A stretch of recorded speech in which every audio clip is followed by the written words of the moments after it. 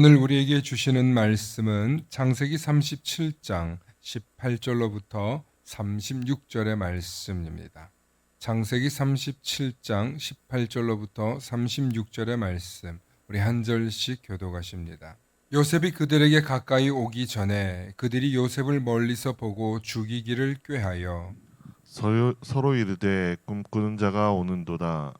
자, 그를 죽여 한 구덩이에 던지고 우리가 말하기를 악한 짐승이 그를 잡아먹었다 하자. 그의 꿈이 어떻게 되는지를 우리가 볼 것이라 하는지라. 루벤이 듣고 요셉을 그들의 손에서 구원하려 하여 이르되 우리가 그의 생명은 해치지 말자.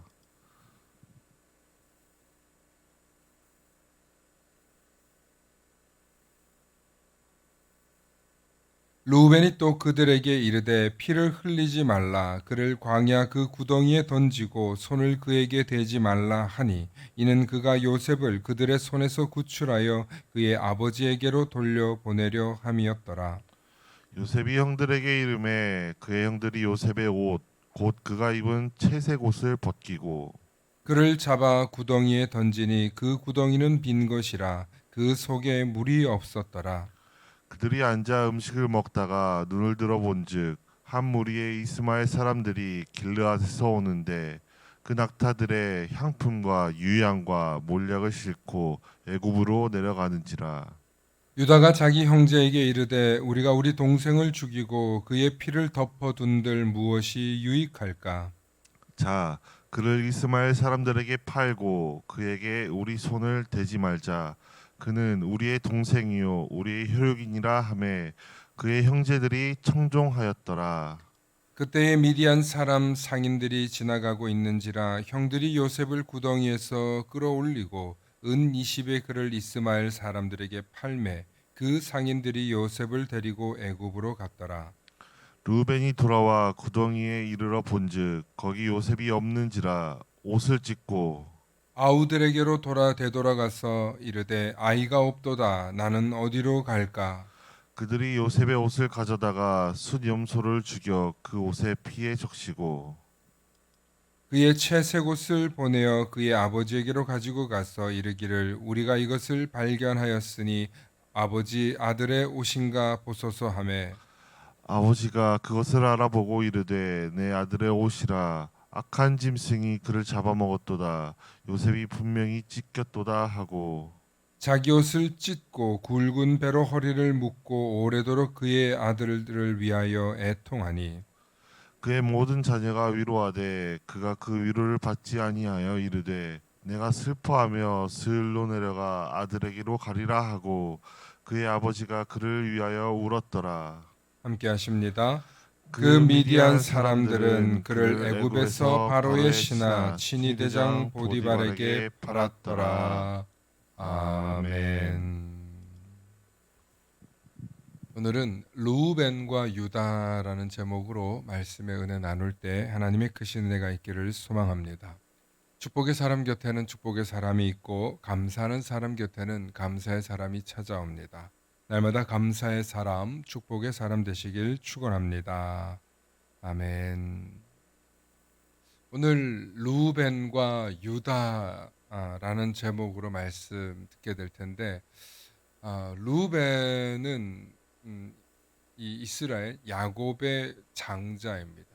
그리고 유다는 장자는 아니고 아마 넷째 다섯째쯤 되는 그런 아들이라고 볼 수 있습니다. 그런데 우리가 성경을 보면 루벤 이야기를 들을 일은 별로 없습니다. 그런데 유다 지파, 유다 족속. 여러분 다윗이 어느 지파인 줄 아세요? 유다 지파. 여러분 예수님이 어느 지파인 줄 아세요? 예수님도 유다 지파예요. 우리가 현대 이 이스라엘 사람들을 부를 때 그들을 이렇게도 부릅니다. 뭐라고 부르죠? 유대인이라고 부르죠. 그렇죠? 그러니까 우리가 이스라엘 사람이라고 생각하지만 유대인들은 자기 신들을 유대인이라고 생각합니다. 음. 우리는 이스라엘이라는 나라로 알지만 그들의 전통과 그들의 명칭은 유대인입니다. 우리 한문으로는 유태인 이렇게 표현 씁니다. 그렇다면 왜 이스라엘 민족들은 자신들이 유대인으로 불릴 수밖에 없고 또 유대인으로 남았고 왜 유대인이라고 스스로를 그렇게 불리는 걸 자랑스러워하고 좋아할까요?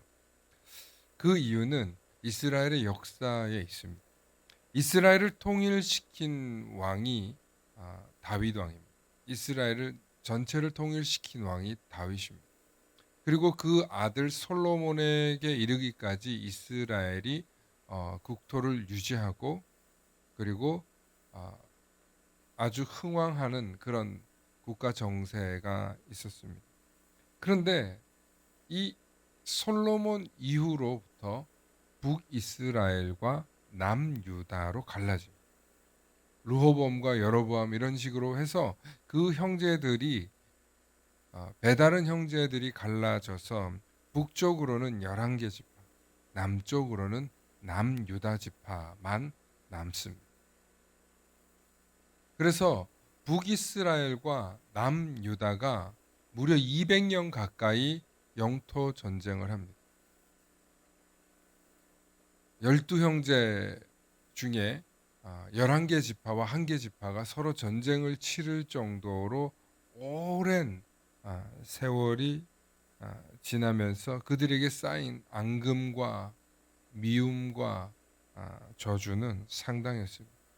그렇게 서로 미워하는 관계로 살고 있었는데 북이스라엘이 아시리아에 의해서 BC 722년경에 멸망합니다.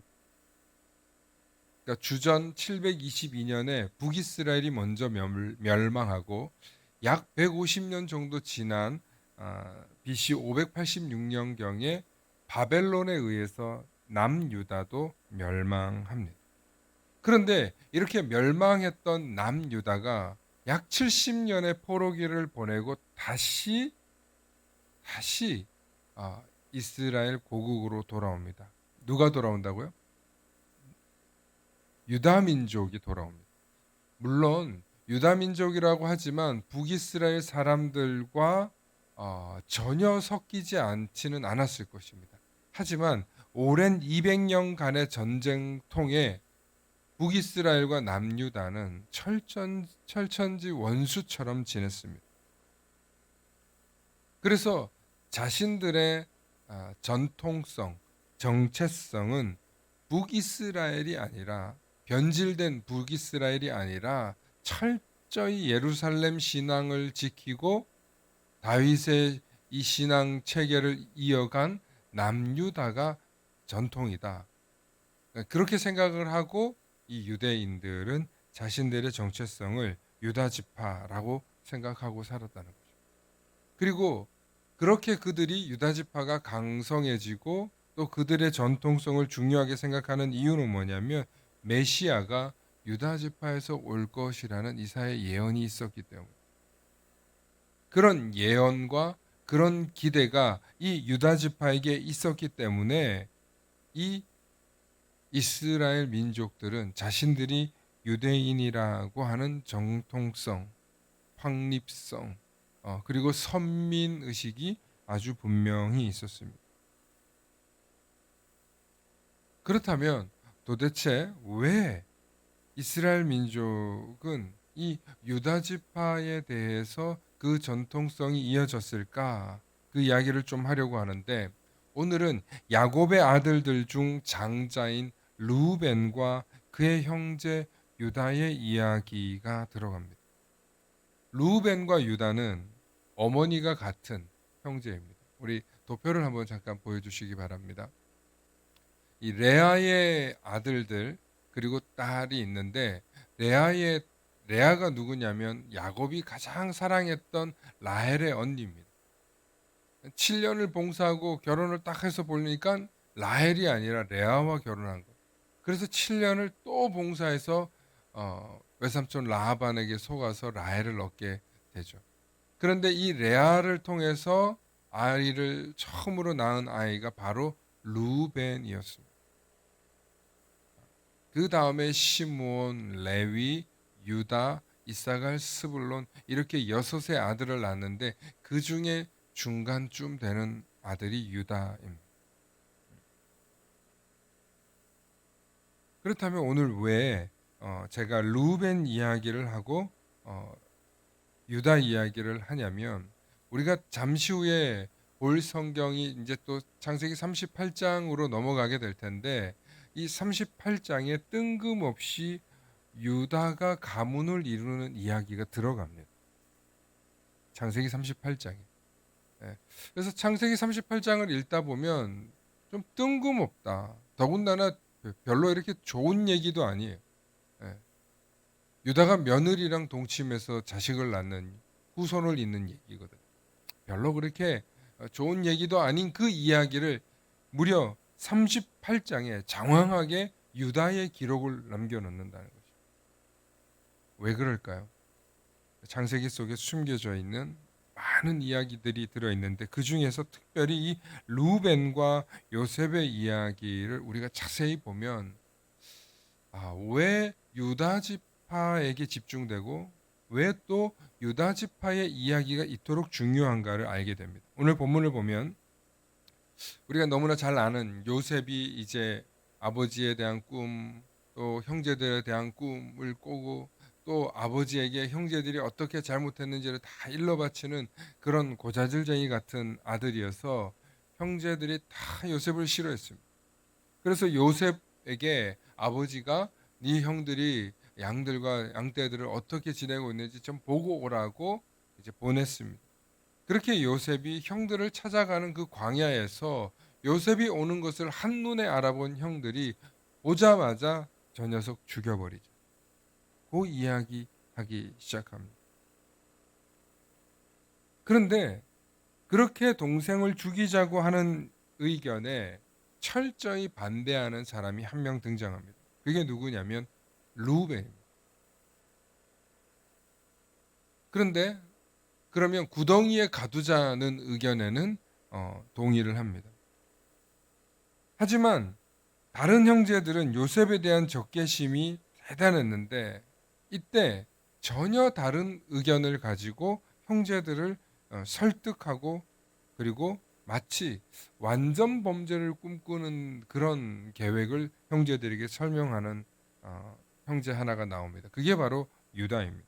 우리 26절과 27절 한번 잠깐 보시겠습니다. 함께 읽어보십니다. 시작. 유다가 자기 형제에게 이르되 우리가 우리 동생을 죽이고 그의 피를 덮어둔들 무엇이 유익할까? 자, 그를 이스마엘 사람들에게 팔고 그에게 우리 손을 대지 말자. 그는 우리의 동생이요 우리의 혈육이니라 하매 그의 형제들이 청종하였더라. 아멘. 여기서 이스마엘 사람들에게 팔자 이런 얘기를 합니다. 그리고 2번 반복하는 말이 있어요. 우리 동생을 죽이고 그의 피를 덮어둔들. 27절에 그는 우리의 동생이요 우리의 혈육이라 하매 그 형제들이 청종하였다. 네. 그러니까 우리 동생이다. 그래도 우리 혈육이다. 그러니 우리 손으로 피를 묻히지는 말자. 우리 손으로 형제의 피를 묻혀서 뭐하냐라고 이야기를 2번이나 하면서 형제들을 설득하는데 놀랍게도 다른 형제들이 이 유다의 이야기를 듣는 것입니다. 그런데 이렇게 해서 이 이스마엘 사람들에게 팔았습니다. 은 20을 받고. 그런데 나중에 장자 루벤이 다른 곳에 양을 치러 갔다가 돌아와서 그런지 루벤이 없었나 봐요. 루벤이 돌아오니까 어떤 현상이 일어나냐면 29절과 30절 여러분들 목소리를 함께 읽어주시기 바랍니다. 시작. 루벤이 돌아와 구덩이에 이르러 본즉 거기 요셉이 없는지라 옷을 찢고 아우들에게로 되돌아와서 이르되 아이가 없도다. 나는 어디로 갈까? 네, 루벤이 돌아오니까 구덩이에 아이가 없는 거예요. 요셉이 없는 거예요. 그러니까 옷을 찢습니다. 옷을 찢고 아우들에게 돌아와서 이르되 아이가 없도다. 나는 어디로 갈까? 여기에 많은 의미가 있습니다. 원래 루벤은 구덩이에 빠뜨리는 것을 동의했지만 그의 생각에는 이 요셉을 아버지께로 나중에 몰래 돌려주려는 마음이 있었어요. 아무도 모르는데 성경은 그 마음을 알아요. 루벤의 마음을. 그렇게 설명을 하고 나서 루벤이 돌아보니까 자녀가 없는 거예요. 아이가 없는 거예요. 그래서 나는 어디로 갈까? 이런 표현을 씁니다. 두 가지 의미입니다. 요셉이 아버지에게로 도망쳐서 이것을 다 알린 건 아닐까? 아니면 혹은 이 아이가 죽었으니 나 이제 어떻게 해야 되지? 근데 여기서 옷을 찢는 장면이 나온다는 거죠. 옷을 찢는 장면의 의미는 뭐냐면 참담하다, 괴롭다 이런 의미가 있고 또 하나는 회개의 의미가 있습니다. 혹은 나는 이 일에 동참하지 않았다라는 거부의 의미도 가지고 있습니다. 옷을 찢었다는 것. 그러니까 이 사건에 대해서 나는 동의하지 않을 뿐만 아니라 나는 원하지 않았다라는 것을 강력하게 표현합니다. 근데 놀랍게도 다른 형제들이 이 루벤에게 요셉을 어떻게 했는지 말해주지 않습니다. 형제간에 루벤에게 어떤 비밀도 공유하지 않고 있는 장면을 우리는 볼 수 있습니다. 왜 다른 형제들은 루벤에게 아무런 말을 하지 않았을까요? 아마 루벤은 늙은 아버지 야곱을 대신해서 자신이 모든 것을 물려받을 것이라는 고대 가나안 전통을 계승하는 인물이라고 볼 수 있습니다. 그는 장자였습니다. 아버지의 유산을 물려받고 모든 권한을 가질 인물입니다. 그러니 다른 형제들은 아버지가 안 계실 때 장자 루벤이 그들의 뭐예요? 통치자인 셈이에요. 실제로 리더인 타고난 리더죠. 태어날 때부터 리더인 거죠. 나이가 당연히 많고요. 태어나 보니 이 집안의 장자인 거죠. 모든 것을 물려받는 게 당연한 이 루벤에게는 겉으로 보여지는 게 굉장히 중요한 인물. 그래서 겉으로 보여질 때는 의롭고 정의롭고 리더십 있고 형다운 모습을 보여야 하는 그런 인물입니다. 그래서 비록 동생들이 요셉을 죽이려고 하지만 나는 아버지에게 그렇게 하지 않았습니다. 라고 말할 수 있는 인물이어야 할 뿐만 아니라 실제로 그런 겉으로 보여지는 모습은 의롭게 행동하는 그런 모습. 그래서 옷을 찢고 나와는 상관없다 라고 하는 것이 그의 마음이 표현된 것일 뿐만 아니라 다른 형제들과는 손절하는 그런 태도라고 볼 수 있습니다. 실제로 나중에 요셉이 총리가 된 이후에 이 형제들을 불러서 시험을 해요. 너희들은 다 스파이다, 간첩이다 라고 얘기할 때 그들을 가둡니다.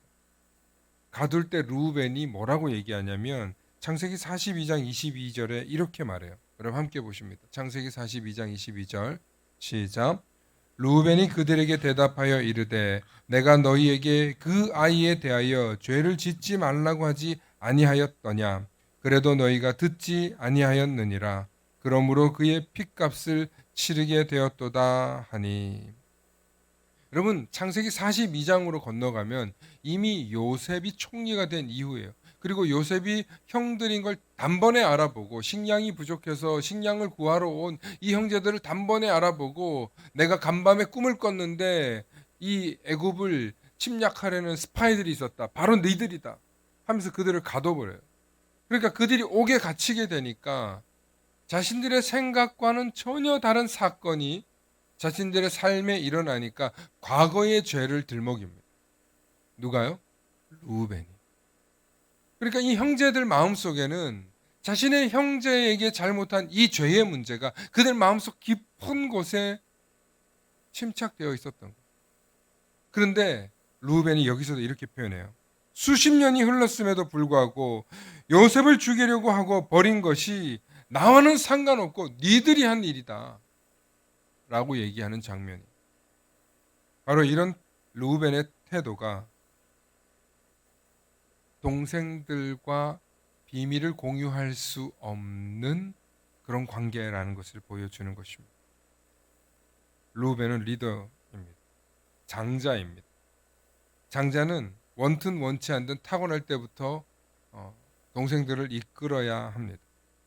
그래서 마지들 컴플렉스가 있어요. 그게 뭐냐면 네 동생 네가 잘 봐야지. 그러면 그 말이 기분 좋게 들리는 게 아니라 확 짜증, 불쾌감, 불편함으로 와닿습니다. 왜? 나도 아직 어린데, 나도 아직 엄마 아빠의 사랑이 필요한데, 나도 아직 응석 부릴 때인데 왜 나보고 동생 보라고 해?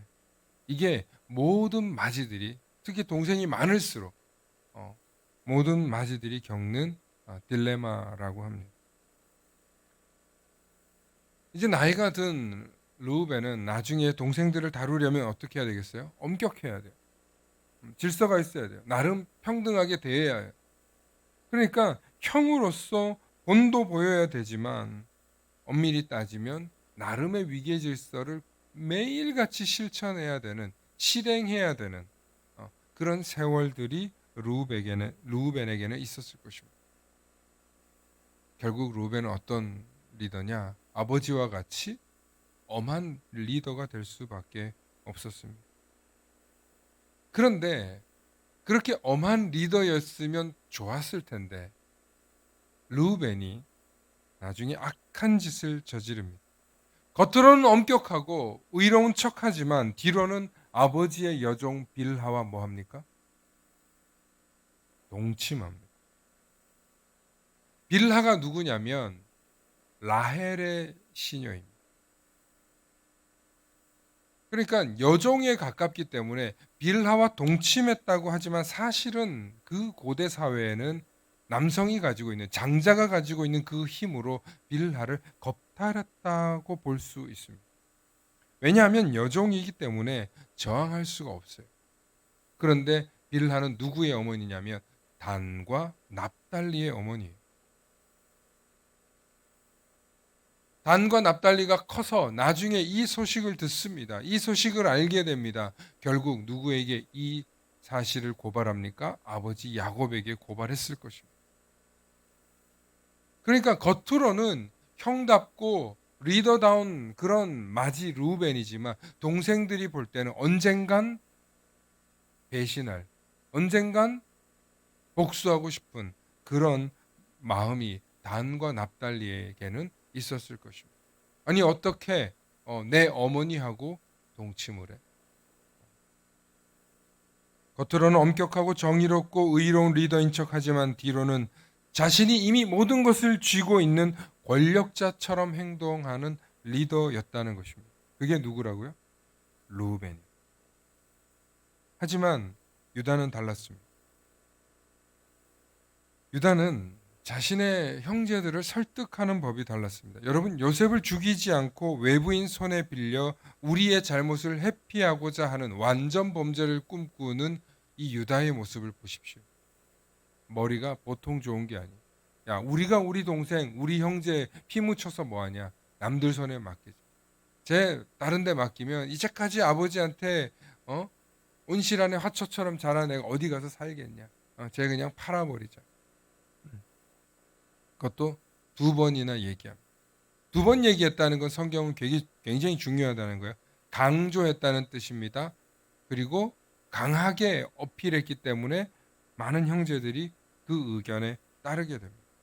그리고 나중에 요셉이 총리가 된 이후에 다시 형들이 식량을 구하러 왔을 때 첫 번째 시험일 때는 루벤의 본색이 드러나지만 두 번째 시험일 때는요, 유다가 나섭니다. 루벤 이야기 없습니다. 첫 번째 식량을 나눠주고 공짜로 식량을 다 돌려보내준 다음에 그들에게서 돌려보냅니다. 두 번째 다시 식량을 가지러 오게 만들었을 때 이 요셉이 형제들에게 시므온을 데리고 있고 난 다음에 너희가 반드시 돌아와라. 그리고 너희가 혹시 그때 얘기했던 막내 아들 베냐민이라고 너희들이 얘기했는데 걔 좀 데리고 와라. 요셉이 얼마나 보고 싶겠어요. 친동생인데. 그러니까 머리를 써서 요셉은 이 베냐민을 데리고 오라고 한 거예요. 그런데 르우벤이 집으로 돌아와서 아버지 야곱에게 이야기를 하니까 아버지 야곱이 절대 내줄 수 없다는 거예요. 지금도 시므온이 빼앗겼는데 어떻게 내가 베냐민 죄를 너희들이 데리고 가게 하냐? 어? 지난번에도 너희들이 내 아들 요셉을 잃게 하더니 이제는 시므온도 잃게 하고 베냐민까지 데리고 가서 내 아들을 잃게 하냐라고 얘기를 합니다. 그런데 이때 유다는 전혀 다른 이야기를 합니다. 나중에 유다가 베냐민을 데리고 가는 이야기나 혹은 또 베냐민이 유다가 나중에 요셉을 설득하는 장면이 나오는데요. 뭐 제가 이걸 너무 다 얘기를 하면 나중에 가서 설교할 게 없기 때문에 이 이야기를 좀 할 텐데 이 요셉을 설득할 때 유다가 얘기를 해요. 그리고 내 아버지가 아들을 잃었기 때문에 저 베냐민 데리고 가지 않으면 안 됩니다. 차라리 날 여기에 묶어두십시오. 라고 얘기를 해요. 누가요? 유다가요. 그렇게 자꾸 아버지 얘기를 해요. 유다가. 그렇게 아버지를 핑계대면서 요셉 총리 당신이 우리 베냐민을 데려가지 않으면 우리 아버지 죽습니다.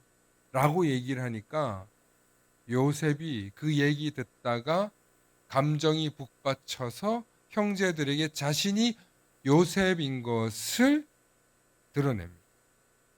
그러니까 요셉의 이 감정을 이끌어낼 정도로 탁월한 설득력을 가지고 있는 게 누구라는 거야? 그게 유다라는 거야. 그리고 그 화법에는 그냥 단순한 화법이 아니에요. 왜냐하면 여러분 일개 평민이 총리 앞에서 어떤 얘기를 해요. 고개를 들 수도 없는 그런 상황에서 이야기를 하는 거예요. 그런데 그런 총리의 마음을 움직이려면 굉장한 화법이 필요한 거예요. 그래서 유다가 나중에 이 이스라엘 민족의 리더가 되지 않나 하는 것을 우리가 보게 됩니다. 여러분 전통적으로 집안의 차기 리더는 대체로 장자가 이어받게 되어 있습니다. 하지만 큰 가문이나 큰 집안에서는 꼭 장자 계승으로 이어지는 게 아닙니다. 여러분 우리나라의 대한민국의 굴지의 기업 삼성 지금 이건희 몇째인지 아십니까? 셋째입니다. 장자 아닙니다. 그럼 뭐 또 그 아들 이재용은 뭐 독자니까 뭐 물려받았겠죠. 여러분 꼭 장자가 물려받을 거라는 생각은 버리시기 바랍니다. 오히려 셋째, 넷째 혹은 배가 다른 자녀가 나와서 대를 이어가는 경우가 훨씬 많습니다. 르우벤과 유다의 이야기는 본질적으로 요셉의 이야기를 하기 위한 배경처럼 보일 수 있습니다. 하지만 유다의 리더십과 르우벤의 어리석음이 이 속에 드러나는 이야기가 있어요. 유다가 르우벤보다 탁월한 리더십과 설득의 능력을 갖고 있었다는 거죠. 르우벤은 장자로서 이미 권위와 능력을 타고났습니다. 모든 동생들보다 나이가 많았어요. 그리고 고대 가나안법에 따라서 장자가 모든 것을 계승하고 모든 권력을 가질 수 있는 그런 타고난 이미 쥐고 태어난 그런 아들이었단 말이에요. 그렇기 때문에 동생들의 눈치를 볼 필요가 없어요. 그런데 셋째, 넷째로 태어난 이 유다는 위로는 형제들, 아래로는 동생들의 의견을 조율하고 그들이 진짜 속으로 무슨 생각을 하는지 알아야 되는 뭐가 발달했겠어요? 눈치가 빨랐어요. 그렇게 의견을 조율하고 눈치 있어야 되는 그런 삶을 살아온 이 유다는 탁월한 지혜와 언변까지 가지고 있었기 때문에 나중에 요셉을 설득하는 인물이 되었다는 것입니다. 예를 들어 시므온이 요셉에 잡혔을 때 아버지 야곱을 설득하는 장면에서 르우벤이 베냐민을 데리고 가야 됩니다 라고 얘기를 합니다. 베냐민을 데리고 가지 않으면 우리가 식량을 구할 수 없습니다 라고 얘기하지만 야곱이 절대 내어주지 않습니다. 그때 르우벤이 내가 만약에 가서 베냐민을 데리고 오지 못하면 뭐라고 얘기하냐면 자신의 두 아들을 죽여도 된다라고 아버지한테 얘기를 해요. 여러분 창세기 42장 36절과 37절 한번 읽어보시기 바랍니다. 루벤이 아버지를 설득하기 위해서 어떤 말을 썼는지 한번 읽어주시기 바랍니다. 시작. 그들의 아버지 야곱이 그들에게 이르되 너희가 나에게서 내 자식들을 잃게 하도다. 요셉도 없어졌고 시몬도 없어졌거늘 베냐민을 또 빼앗아 가고자 하니 이는 다 나를 해롭게 함이로다. 루벤이 그의 아버지에게 말하여 이르되 내가 그를 아버지께로 데리고 오지 아니하거든. 내 두 아들을 죽이소서. 그를 내 손에 맡기소서. 내가 그를 아버지께로 데리고 돌아오리이다. 아멘. 아멘. 여러분, 야곱은 이미 수십 년 전에 요셉을 잃었습니다. 지금은 둘째 아들인 시므온도 빼앗겨 있는 상황입니다. 그런데 이제 막내 베냐민까지 데리고 간다고 하는데, 데리고 간다는 놈이 하는 말이 내가 못 데려오면 내 아들 죽이십시오 라고 얘기해요. 아들을 잃은 아버지에게 내 아들을 잃어도 좋다고 제안하는 이 르우벤의 표현이 아버지의 마음을 움직일 수 있었을까요? 자기 자식도 소중하게 여기지 않는 녀석이 무슨 지 형제들을 데리고 오겠냐. 아버지에겐 전혀 그냥 한 귀로 듣고 한 귀로 흘릴 말도 아니라 정말 쓰잘데기 없는 소리를 해서 오히려 르우벤은 신뢰를 완전히 있습니다. 지금 아버지 야곱은 자신의 아들들을 잃을까봐 노심초사하고 베냐민을 보내지 못하고 있는데 르우벤은 아버지의 마음을 1도 읽지 못하고 있어요. 그냥 자신감이 있어요. 내가 해내겠다는데 왜 아버지는 나한테 안 맡기냐는 거예요, 지금. 그런데 유다는 전혀 다릅니다. 창세기 43장 8절부터 10절에 가서 유다가 아버지를 이렇게 얘기합니다. 함께 읽습니다. 유다가 그의 아버지 이스라엘에게 이르되, 이스라엘은 야곱이죠. 저 아이를 나와 함께 보내시면 우리가 곧 가리니 그러면 우리와 아버지와 우리 어린 아이들이 다 살고가 굉장히 중요해요. 우리 다 산다. 죽지 아니하리이다. 내가 그를 위하여 담보가 되오리니. 누가 담보가 된다는 거야? 내가. 지금 유다 자신이 내가 그를 위하여 담보가 되오리니 아버지께서 내 손에서 그를 찾으소서. 내가 만일 그를 아버지께 데려다가 아버지 앞에 두지 아니하면 내가 영원히 죄를 지으리다. 굉장히 다른 표현을 써요. 생명을 하찮게 여기는 게 아니라 내가 아버지의 약속을 어기면 내 죄가 영원히 수월에 빠진다. 10절에 더 그리고 부연 설명합니다. 아버지, 그런데 우리가 지체하지 아니하였더라면 벌써 2번 갔다 왔으리이다. 조크예요? 아니면 아버지를 농한 걸까요? 아니면 아버지 좀 더 빨리 갔다 왔었더라면, 좀 더 빨리 결정해 주셨더라면. 그런데 이렇게 지체된 이유에는 야곱의 고집도 있겠지만 르우벤의 실책도 있었던 거예요. 그리고 시간이 한참 지나서 유다가 결국 아버지를 설득하는데 유다가 생각해낸 것이 바로 이거라는 거예요. 아버지, 우리가 다 살고, 그런데 어떤 사람이 사냐? 우리 어린 아이들, 내 자식들도 살고. 여러분, 식량이 떨어져 가요. 굶주려 가요. 현실적인 문제예요. 지금 왜 식량 구하러 갔는지 본질을 말하는 거예요. 우리 다 죽게 생겼는데 아버지 언제까지 미루실 거냐는 거예요. 아버지가 지체하지 아니하였더라면, 아버지가 빨리 결정 내려주셨더라면 2번은 갔다 왔겠네요. 유다가 아버지를 설득해냈습니다. 그리고 유다가 직접 가서 요셉을 만납니다. 그리고 요셉을 만나서 그때부터 대변을 하는 사람은 유다만 등장합니다. 르우벤은 아무 말 하지 못합니다. 형제들도 유다를 신뢰했다는 것입니다. 형제들도 자신들의 대표로 유다를 선택했다는 것입니다. 이것이 진짜 리더의 모습입니다. 모두를 설득하기 위해서 최후의 방법은 결국 자기 자신을 담보로 맡기는, 자기 자신을 희생으로 내세울 수 있는 용기와 의지와 결단이 있어야 한다는 것입니다. 그리고 그 명분에는 모두의 생명을 살리기 위한 방법을 찾았다는 것입니다. 진짜 리더는 자신의 사람들의 아픈 상처를 건드리지 않습니다. 루벤은 아버지의 아픈 상처를 또 건드린 셈이었습니다. 하지만 리더는 그렇게 하지 않습니다. 사람들의 마음을 얻습니다. 신뢰를 얻습니다. 모두를 살리겠다고 내 생명을 내어놓습니다. 사랑하는 성도 여러분, 이미 모든 것을 가졌다고 생각하는 순간부터 우리는 기득권이 되고 내가 이미 리더라고 생각하고 내가 이미 장자라고 생각하면서 다른 사람들의 의견이나 생각을 못 알아볼 때가 너무 많습니다. 저는 많은 장자들을 봅니다. 마지들을 봅니다. 그런데 이 마지들에게 정말 유사하게 있는 특징이 뭐냐면 내가 나이가 더 많은데 내가 이미 이 집안의 마지인데 라는 생각이 모든 생각의 기준점이 아주 깊은 내면 속에 박혀 있더라는 것입니다.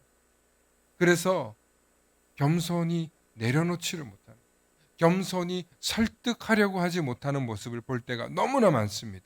그냥 내 말 들어, 내가 하란 대로 해, 내가 이 집 맞이야, 내가 네 형이야, 내가 네 오빠야. 여러분, 그것이 설득력이 진짜 있다고 생각하십니까? 현대에도 설득력이 없지만 고대 사회에서도 말하지는 못하지만 형제들의 지지와 동의를 얻지 못했다는 것을 성경은 우리에게 말해주고 있습니다. 루벤과 유다의 리더십의 차이를 보면서 우리가 깨달아야 할 것은 사람의 마음을 얻는 데 가장 중요한 것은 모두를 살리고 모두를 위해서 헌신할 수 있는 그런 겸손한 마음이 있을 때 그 공동체가 살아나고 그리고 사람들의 마음도 얻을 수 있다는 것입니다. 단순히 리더십 얘기를 하려는 것이 아닙니다. 우리가 살아가는데 우리 공동체 안에서 꼭 나이가 많다고 해서 좋은 결정을 내리고 꼭 많은 경험을 했다고 해서 반드시 좋은 리더가 되는 것이 아니라는 사실을 우리는 기억하면서 언제나 겸손히 하나님 앞에 하나님의 사람들의 하나님의 자녀들의 마음을 얻기 위해서 우리가 무엇을 듣고 또 무엇을 해야 할지 바르게 깨달으시는 귀한 시간 되시길 소망합니다. 함께 기도하십니다. 좋으신 아버지 하나님, 참으로 감사합니다. 하나님, 오늘도 우리에게 주신 이 지혜의 말씀을 통하여서 우리 삶 속에서 사람들을 설득하고 또 내 삶의 가족과 형제를 설득해야 되는 사정 속에 우리가 어떤 지혜를 발휘하고 어떻게 행동해야 할지 깨달을 수 있는 지혜와 은혜를 베풀어 주시옵소서. 또한 우리가 속해 있는 모든 공동체에서 진정한 리더가 되기 위해서 우리가 어떤 마음과 어떤 선택을 해야 되는지 바르게 깨달을 수 있는 지혜를 부어 주시옵소서. 감사드리며 우리 주 예수 그리스도의 이름 받들어 간절히 기도 올리옵나이다. 아멘.